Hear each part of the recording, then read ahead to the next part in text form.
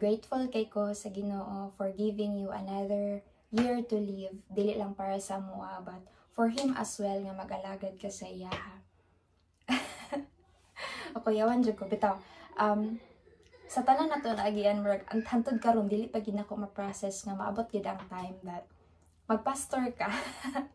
Kay nakita gid nako kung unsa ka before ko and kung unsa ka karon, and I really witness on how the Lord worked in your life and how He is working on you right now.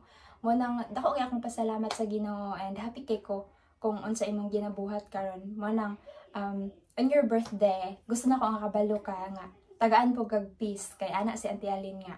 Ado ko na yung mga time nga mohila ka kay kahila ko sagoy. Mohila ka kay maluoy ka sa kuha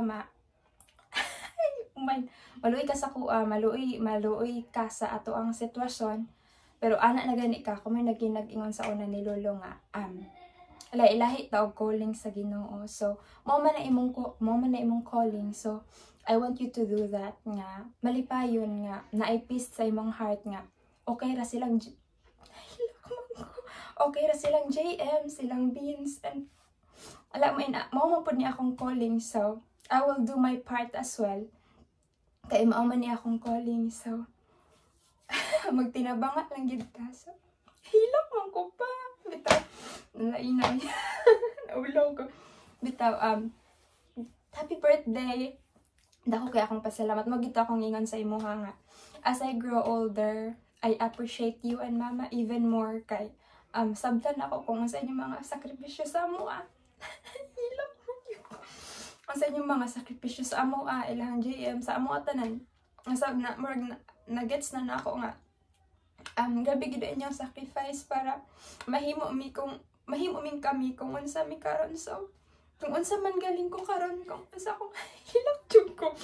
Unsa ko naabot sa kinabuhi, kung unsa ko, it is because you raised me well, and salamat ko sa Ginoo kay gitagaan ko niya papal gwapo. Ito. Happy birthday pa. Happy birthday. Nag-enjoy ka sa imong adlaw, and I love you. I love you so much. And to Auntie Alin as well, I am grateful to God that abot po ka sa among kinabuhi. And nakita po na ako kung giunsa pud gid paglihok sa pinaagi sa imuha, giunsa gid paglihok sa Ginoo si Papa. So tanan jud kamo you guys, blessing gid mo sa amoa. Mo nang thank you sa tanan nga inyong nabuhat sa amoa. Ilahang JM on behalf sa ilaha bunbunog andit.